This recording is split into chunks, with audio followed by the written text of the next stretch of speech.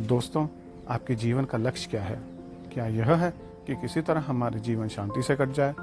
जीवन के कुछ ज़रूरी कार्य जैसे खाना कमाना, ब्याह शादी, व्यवहार व्यापार आदि, बस इनका निवारण ही तो आपके जीवन का लक्ष्य नहीं है। अक्सर लोग इन्हीं को अपना जीवन लक्ष्य निर्धारित कर लेते हैं और फिर जीवन भर इन्हीं की पूर्ति में लगे रहते हैं।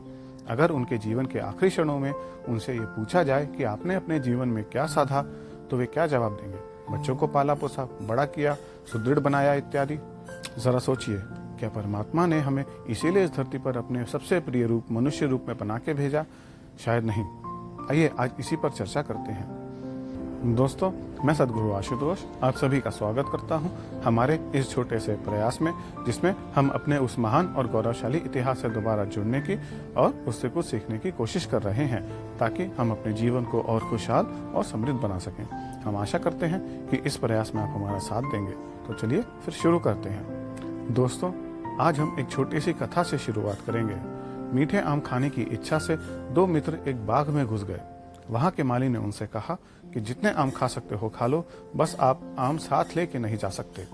अब एक मित्र ने तो पेट भर आम खाए और आराम से पेड़ों की छांव में जाके सो गया, पर दूसरा मित्र पूरे बाग को बस ध्यान से देखता रहा। उसने पूरे बगीचे में घूम घूम कर मिट्टी देखी, जल व्यवस्था देखी। शाम तक उसने पूरे बगीचे को अच्छे से देख लिया और घर जाकर अपने खुद का बाग बनाने की तैयारियों में लग गया। अब सोचिए, ये बाग हमारा संसार है। हम भी यहाँ सीमित समय के लिए ही आए हैं।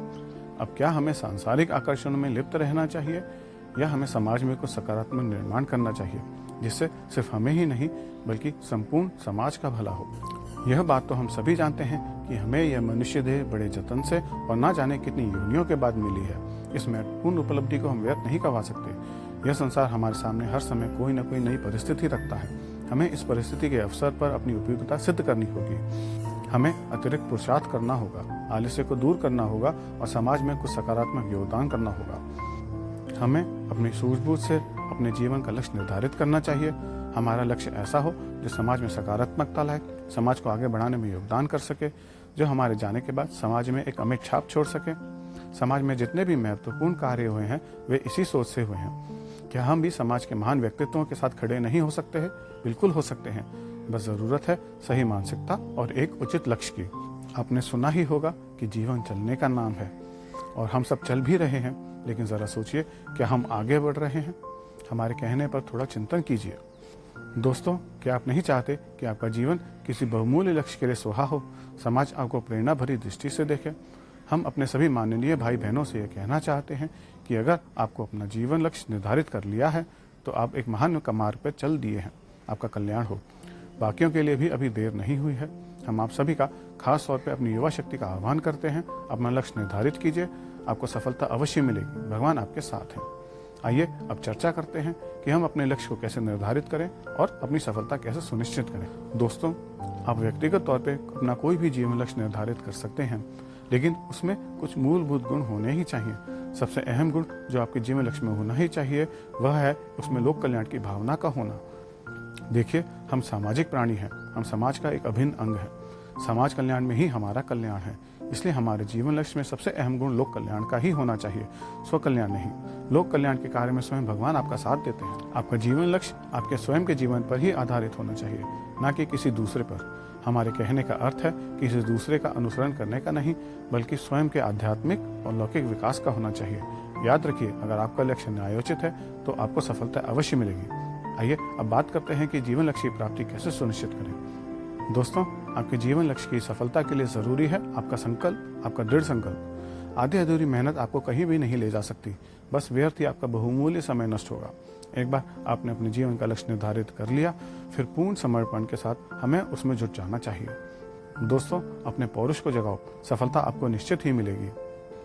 मित्रों, अपने प्रयासों में निरंतरता रखिए। अगर आप निरंतर अपने जीवन लक्ष्य के बारे में नहीं सोच रहे हैं, उसके क्रियान्वयन के लिए प्रयास नहीं कर रहे हैं और सही समय का इंतजार कर रहे हैं, तो सफलता आपसे और दूर होती जाएगी। आपके अंतर्मन में सफलता की धुन निरंतर सवार रहनी चाहिए। आपके सफल जीवन लक्ष्य के लिए आपकी दूरदृष्टि और योजनाबद्धता अति आवश्यक है। आपकी दूरदर्शिता यह सुनिश्चित करती है कि आपकी योजना में सभी महत्वपूर्ण बातों का ध्यान रखा गया है। जब भी हम कुछ बड़ा, कुछ महत्वपूर्ण कार्य करते हैं, तब तरह तरह के व्यवधान हमारे समक्ष आते हैं। कोशिश कीजिए कि आप ऐसे व्यवधानों के बारे में पूर्ण योजना बना लें, ताकि आपकी सफलता सुनिश्चित हो सके। मित्रों, कभी भी दूसरों पर अपनी सफलता के लिए निर्भर मत होइए। यह बात सही है कि हमें अपने पथ में दूसरों की मदद की आवश्यकता होती है और हमें यथोचित मदद लेनी भी चाहिए, लेकिन दूसरों पर अपनी सफलता के लिए निर्भर नहीं होना चाहिए। दोस्तों, अपनी शक्ति को पहचानिए। भगवान ने आपको मानव शरीर देकर एक बहुमूल्य उपहार आपके हाथों में दिया है। इसे व्यर्थ न करें।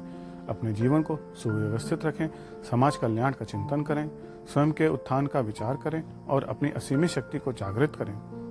मैं आप सभी का, विशेषतः युवाओं का आह्वान करता हूं, इस स्वर्णिम समय को न गंवाएं। समय नष्ट करने वाले व्यवधानों से दूर रहें, अपना जीवन लक्ष्य निर्धारित करें और समाज के यज्ञ में अपनी आहुति दें। आलस्य को त्यागें। आप विश्वास करें, आप में वो शक्ति है कि आप जो चाहें प्राप्त कर सकते हैं।